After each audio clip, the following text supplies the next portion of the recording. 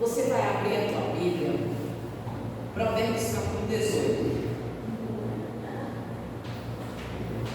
A gente vai falar hoje quem está dentro do meu coração.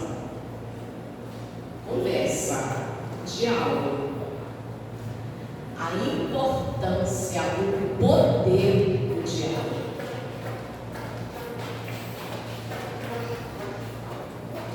A importância, o poder do diálogo.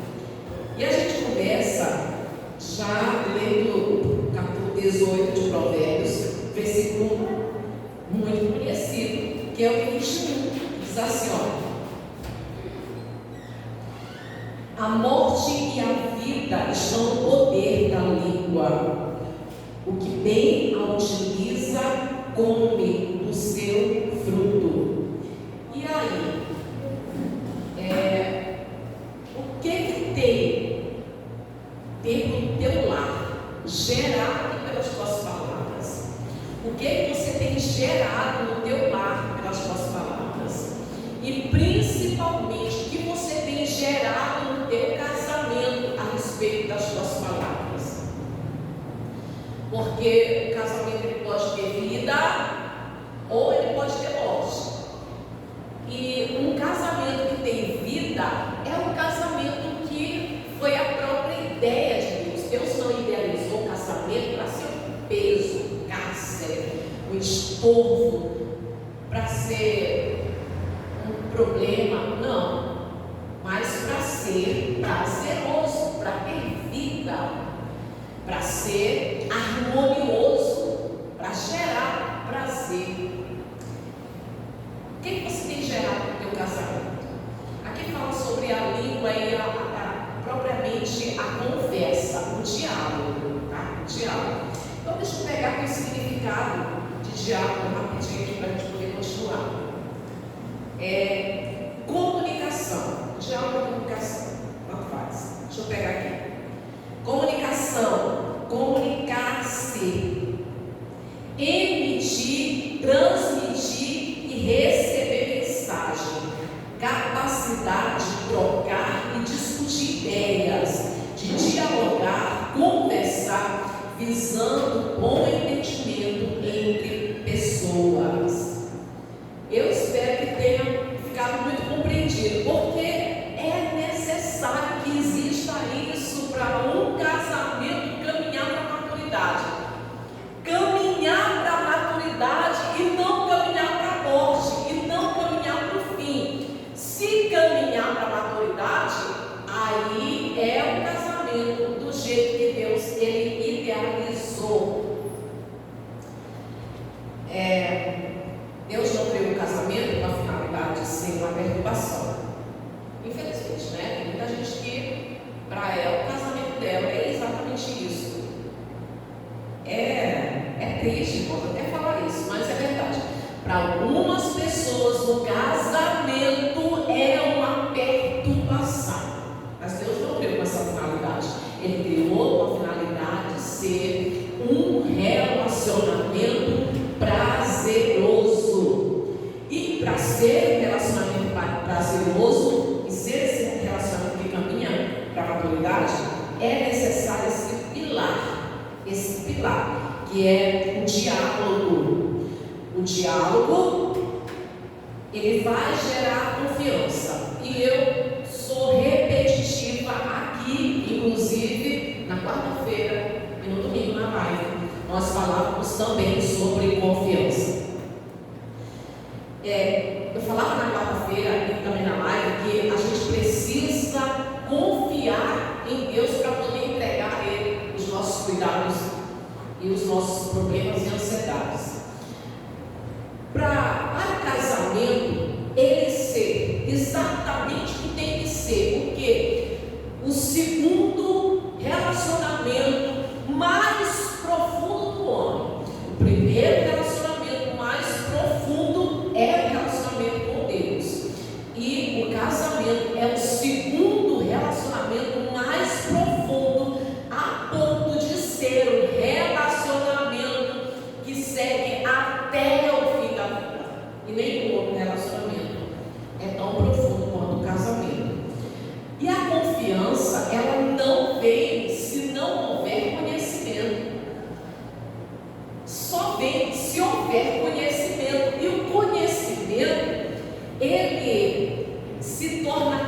cada vez mais profundo exatamente através do diálogo, da conversa, não é um monólogo. Tem muita gente que o casamento dela não desenvolve, não é abençoado, não tem vida porque tem monólogo. Apenas a mulher fala e ele especula. Ou, né, na verdade, geralmente isso é a mulher. A mulher quer conversar, ela expõe ideias, mas não há diálogo, não há discussões saudáveis, troca de ideias, perguntas. Não existe isso. O homem especula, ele capta aquilo que ele está entendendo e pronto, acabou. Muitas das vezes sai ali, fica uma comunicação deficiente.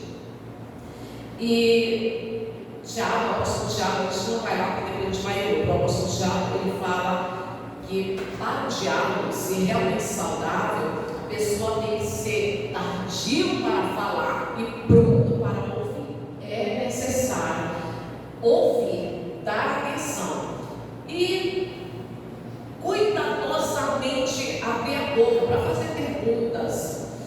Nenhum outro relacionamento está tão ligado por um compromisso tão forte até o fim da vida. Nenhum outro, nem com o filho. Porque saiu de dentro de mim, nem com filhos, nenhum outro relacionamento está ligado por um compromisso tão forte até o fim da vida. E é fundamental que esse relacionamento, que é uma só carne, ele seja profundo, o mais abaixo de Deus, o mais. Para isso é necessário que os dois de fato sejam melhores amigos, cultivar essa melhor amizade, cultivar o casamento, que eles sejam os melhores amigos, porque esse é o relacionamento que vem depois do relacionamento com Deus.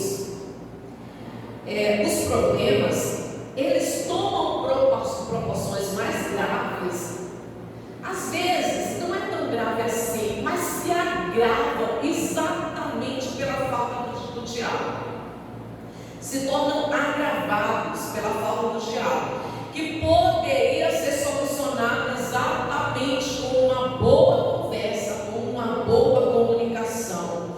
E quando não existe, ao contrário de uma boa comunicação, quando existe uma comunicação deficiente, sai um dos dois com dúvida, sai um dos dois com incertezas, sai um dos dois sem uma real compreensão, foi uma comunicação deficiente, naturalmente aquilo dali gera mal entendidos, atritos, mágoas, feridas e obstáculos entre os casais. Obstáculos. E isso é muito comum hoje nas casas, dentro do casamento, que tem gente ferida, tem gente magoada.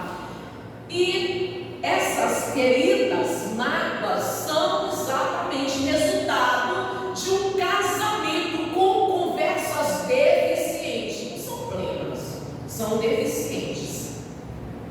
Assuntos incômodos ou embaraçosos devem ser tratados caprichadamente. Assuntos que muitas das vezes a pessoa acha que é difícil tocar nesse assunto, que pode magoar, que pode causar irritação, mas que precisa ser falado. Esses assuntos, eles precisam ser tratados caprichadamente, ou seja, cuidadosamente, diligentemente, tempo de qualidade, disposição e, de fato, é necessário cuidar das duas partes, né? Ambas as partes precisam ser tratados com conversas longas e calmas. É exatamente isso que tem feito com que alguns casamentos não tenham vida, porque assuntos embaraçosos e incômodos são tratados numa rápida conversa, e muitas das vezes num rápido monólogo. Uma pessoa falou, a outra especulou, a outra acha que entendeu, pronto, já saiu e já ficou ali uma barreira entre ambos.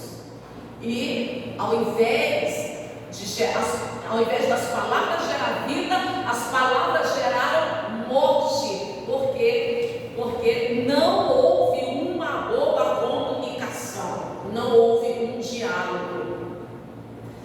E aí, volto a dizer, porque isso aqui é muito importante, é necessário conversas longas. Quanto tempo?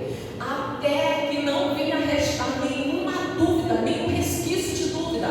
Aquele que precisava expor suas ideias, seus pensamentos, seus objetivos, abriu o coração e falou tudo o que queria. Aquele que precisava ouvir, ouviu com atenção, para não restar dúvida, para realmente entender, disposto a compreender. Ele fez perguntas, tentou entender as razões, o motivo, o sentimento. O que é que você está sentindo? O que é que você quer? Ele fez pergunta. Então, quanto tempo dura? Longo tempo. Como eu digo, até que não reste mais nenhum resquício de dúvida. Então, pode ser uma conversa de 20 minutos, pode ser de meia hora, pode ser de 2 horas, pode ser de 3 horas. Mas é necessário que de fato haja. Irmãos, é lógico que isso não é todo dia, não é toda semana, mas assuntos incômodos vai incomodando. Então devem ser tratados caprichadamente. Vamos conversas longas e calmas, né? Não pelo monólogo, mas pelo diálogo. E uma das coisas que mais ajuda, que a gente estava falando inclusive isso no domingo, na pregação do culto, é o discernimento. O apóstolo Pedro fala, né? Sobre os gostos da pessoa. Procura conhecer os gostos da esposa, os gostos do marido, sobre os gostos, as necessidades, os sentimentos, as dificuldades, as opiniões, os alvos e etc. E se eu te perguntar, se você conhece o teu cônjuge, que ele gosta, as coisas que ele não gosta, as necessidades, ou tem um dos dois que tem uma necessidade, mas que não fala. Por que não fala? Porque o outro vai receber bem. É necessário conhecer os gostos, as necessidades, os sentimentos, dificuldades. Porque nós não somos perfeitos. Você tem dificuldade, o teu cônjuge tem dificuldade. Todos nós temos dificuldade. E é necessário conhecer essas dificuldades e a disposição para ouvir, para compreender e, se for o caso, ajudar. Como diz Provérbios 18, 13, responder antes de ouvir é tolice. Mal a pessoa começou a dialogar, aquele que acha que entendeu os sentimentos, que entendeu a exposição, não houve uma disposição para entender, ouvir com calma, compreender, perguntar, sanar todas as dúvidas, mas simplesmente mal começou a ouvir, já tirou suas conclusões, já se irritou, já não quer mais dar continuidade à conversa, já deu um cabo ali na conversa, e aí já sai. Esse é o tolo, ou essa é a tola, porque infelizmente tem mulheres sim, tem marido que quer conversar, tem assuntos que ele acha que precisa conversar, e tem mulheres que, porque o assunto é incômodo, às vezes é assunto relacionado a uma outra pessoa, que talvez nem signifique nada para quem está se relacionando, mas para quem está de fora, precisa sanar dúvida, entender, compreender. E muitas das vezes o medo, às vezes é o medo daquilo que vai ouvir, não é nem especular, é o medo daquilo que vai ouvir, aí já não quer mais ouvir, já sai sem haver essa longa conversa, porque o assunto é incômodo, porque o assunto é desconfortável. Então o tolo é aquele que sai sem dar continuidade à conversa, até sanar todas as dúvidas. Esse é o dom. E ouvir, como diz o apóstolo Tiago, ouvir sem ansiedade. Ouvir sem ansiedade. Querendo ver o final, querendo ouvir logo. Não, muitas das vezes, quem está expondo os seus sentimentos, os seus pensamentos, as suas ideias, essa pessoa precisa de calma para se explicar. Então, ouvir sem ansiedade. Fazer perguntas. Será que é tão difícil as pessoas fazer perguntas? Mas por que você está dizendo isso? Por que você está me perguntando isso? Qual é a tua dúvida? Mas me fala, o que você quer? O que você está sentindo? O que você está esperando? Quer que eu faça o quê? Será que é tão difícil fazer perguntas? Fazer perguntas, olhar nos olhos. É interessante, irmãos, que a conversa olho no olho, ela é sempre uma conversa diferente. Porque o olhar, ele consegue expressar o sentimento. Quando existe um desejo de compreender a alma do outro, o olhar, ele expressa melhor. Mensagem de texto nunca vai conseguir expressar o que a outra pessoa está sentindo, pensando, idealizando, imaginando, desejando. E conversa de áudio também, mas quando é olho no olho, é de qualidade, é diferente. Então, a conversa tem que ser sem ansiedade, com perguntas, olho no olho e com vontade de compreender. A disposição, o desejo de compreender o outro, entender o outro. A gente vai em 2 versículos, tá bom? Efésios 4. Efésios capítulo 4.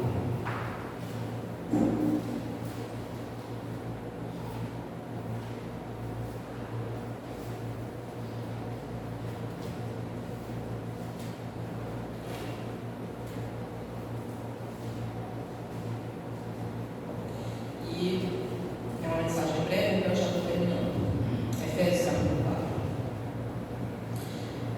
Versículo 32 diz assim: antes, sede uns para com os outros benignos, compassivos, perdoando-vos uns aos outros, como também Deus em Cristo vos perdoou. E eu volto a dizer, compassivo, a palavra compassivo significa empatia, compaixão, porque nós estamos lidando com pessoas falhas, sujeitas a queda, sujeitas a erros, com pessoas que erram, que cometem até pecado, não são pessoas que vivem, mas estão sujeitas a pecar. Então tem que haver empatia, tem que haver compaixão. O apóstolo Paulo, aqui, ele quer que todos tenham o mesmo propósito, o mesmo objetivo. Principalmente no casamento deve haver isso. E nunca pensar, especular e pensar mal do outro. Nós não temos o direito de pensar mal de ninguém. Eu não tenho o direito de pensar mal de ninguém. Você também não tem o direito de pensar mal de ninguém. Se você acha que a pessoa não merece, eu digo que você não merecia nem ter acordado com vida. Eu não merecia ter acordado com vida. Ninguém merece nada. Assim como Deus nos perdoa, nós também precisamos perdoar outros. E no casamento, que é a relação mais profunda, que é a relação mais forte que tem, onde é a relação de uma só carne, deve haver empatia, compaixão. compaixão da esposa, compaixão do marido, vendo ele como uma pessoa falha, sujeita a ele, sujeita a queda, sujeita a te ferir. Compaixão da esposa, compaixão. E Salmo 141, que esse daqui eu termino com ele, que é uma maravilha. E eu amo. Salmo 141.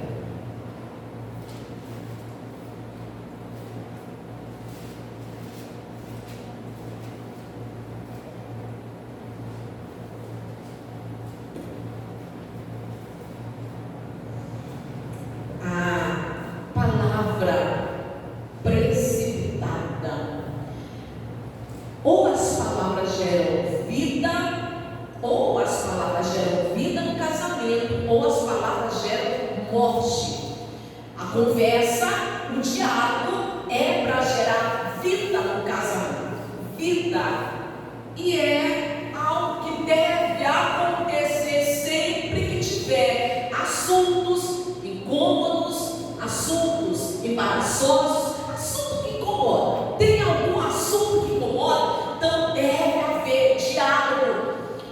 Qual a intenção de sanar dúvida? Se a outra pessoa está com alguma dúvida, algum sentimento que incomoda, uma longa conversa pode resolver. É melhor que sair um dos dois com feridas, com obstáculo, com mal entendido. É muito melhor. E o 141, versículo 3 diz: põe guarda, Senhor, a minha boca, vigia a porta dos meus lábios. Este versículo deve estar sempre nas nossas orações, sempre fazer parte das nossas orações. E, finalizando, sempre que tiver algum assunto incômodo, deve haver, não uma conversa, mas conversas longas, uma conversa longa e calma. E se o casamento caminhar dessa forma, tiver, todas as vezes que tiver algum assunto incômodo, se essa relação entre ambos tiver uma conversa longa, se for caso de 1 hora, mais longa e calma, com disposição de ouvir, de entender, de compreender, esse casamento ele está caminhando para a maturidade.